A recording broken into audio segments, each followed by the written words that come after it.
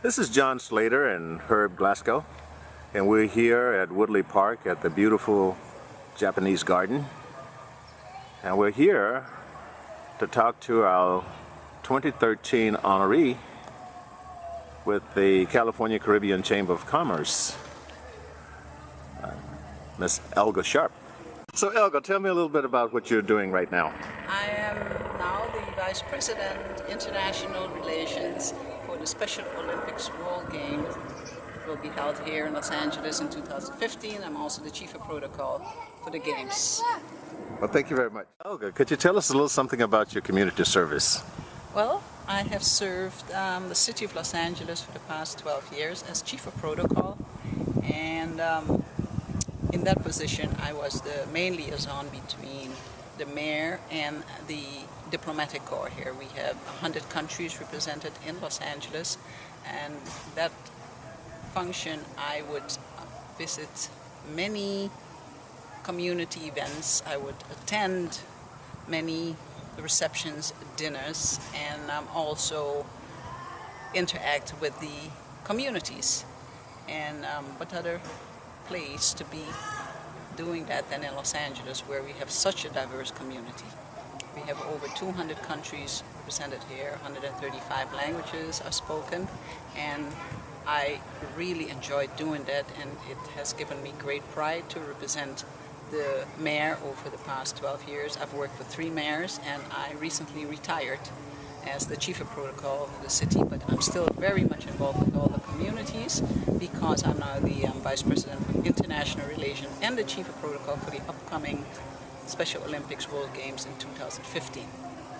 And it gives me, of course, a great pride to say that I am very involved with the Caribbean community, being from the West Indies myself. And where are you from in the West Indies? I was born and raised in Aruba. My parents are from Suriname. They moved to Aruba in the early 30s, where I was born. My father worked for the oil refinery, and I attended school, high school in Aruba. And after my dad retired, we moved to Suriname, where I finished college. From college, I was sent over to Holland, of course, the Netherlands, because Aruba and Suriname are both former Dutch colonies. And I studied in Holland for quite a few years in international relations and linguistic studies. And after Holland, I moved to France, where I went to the Sorbonne, and then on to Switzerland. From Switzerland on, I moved on to Canada. And from Canada, I ended up here 27 years ago.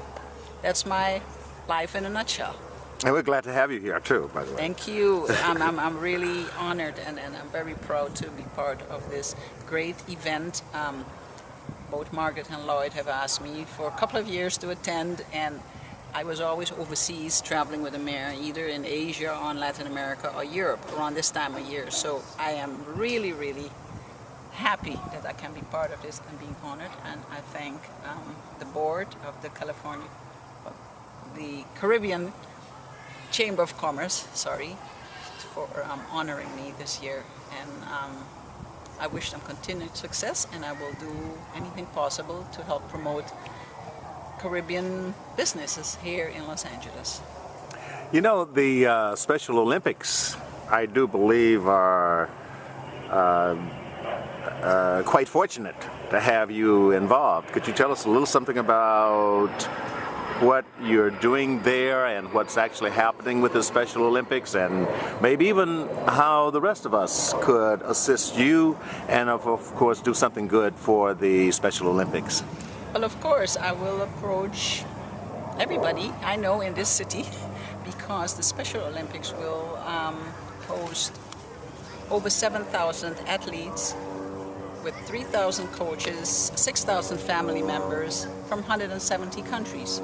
And all the Caribbean countries are represented. And what I'm doing now is reaching out to the international communities rather, and to make sure that everyone is involved when the delegations arrive here in Los Angeles in July of 2015. And it is imperative that we all come together as a city to host all the delegations, but most of all to make sure that all our athletes have a great experience here in Los Angeles.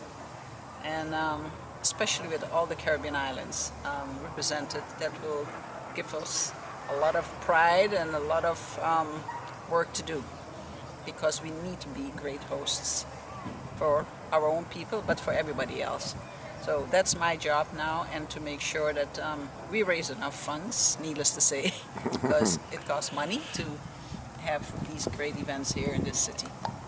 Well, all of the professional organizations that you're involved in, tell us about your family.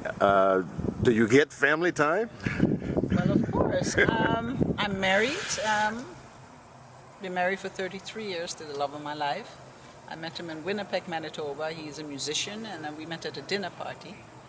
I was living in Toronto at the time, based in Winnipeg as a flight attendant. I've been a flight attendant for 15 years as well, just in case I missed that.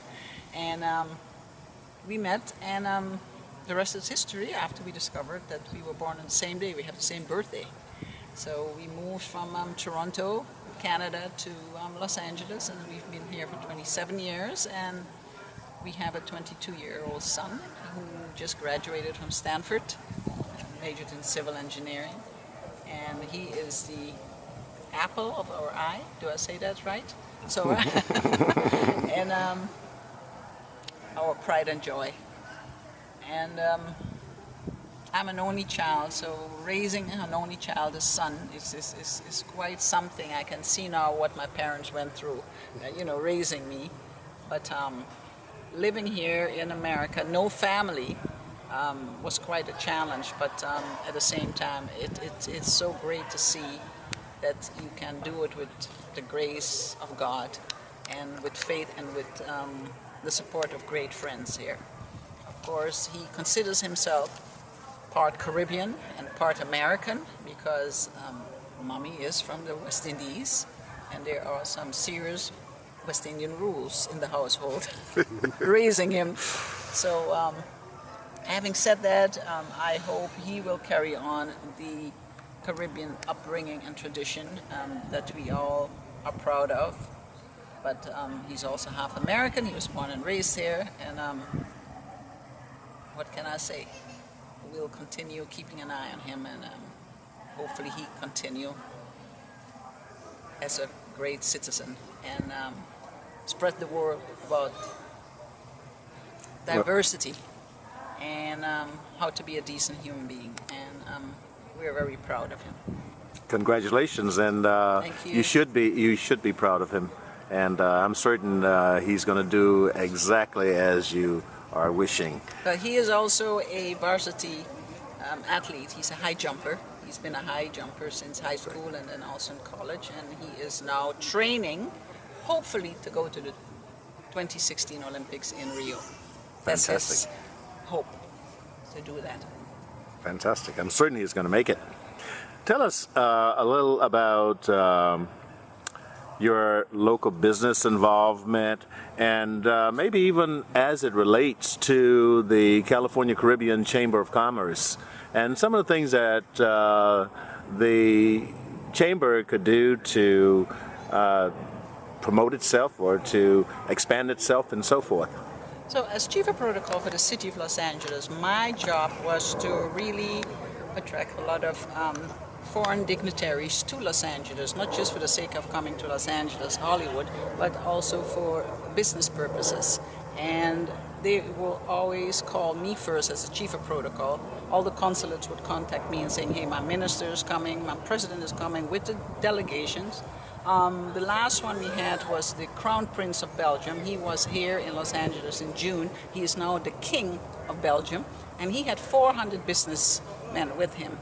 And we can speak about the European business, but there's also a lot of Asian businesses. There's also a lot of African businesses who come here, and the Caribbean also has great representation here, but I think we can really promote that a bit more.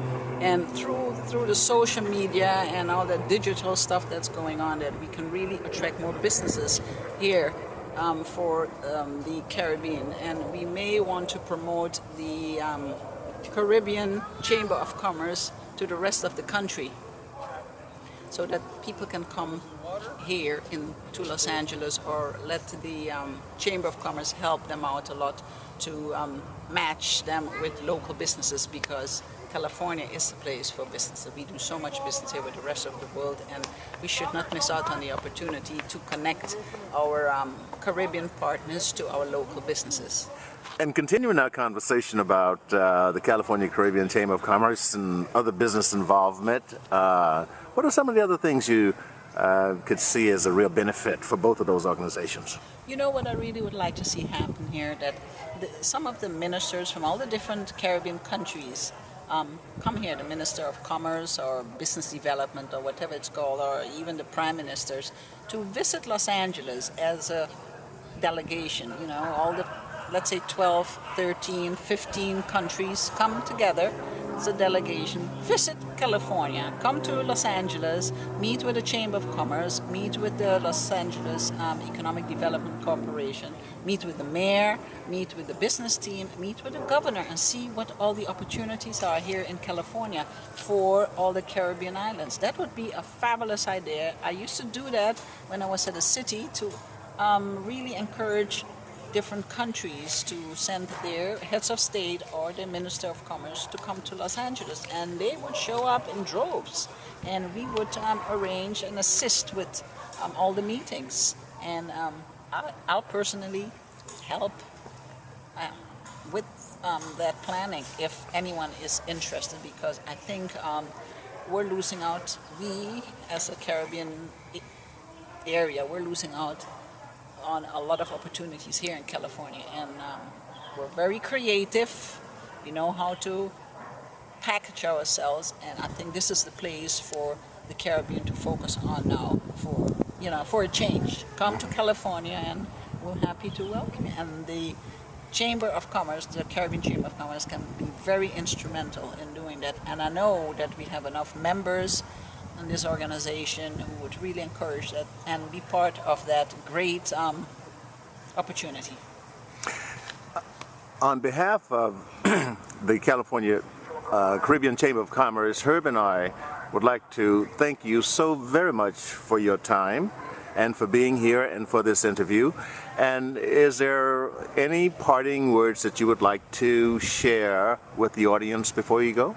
I would like to thank Margaret Estwick, Lloyd Estwick, and the board of directors, and all my friends who have attended this great event, for the continued support of the Caribbean California Chamber of Commerce. And I wish you continued success, and I'm here if you need me, and wishing you happy holidays. Thank you very much for having me. It's been an honor. Thank you for being here.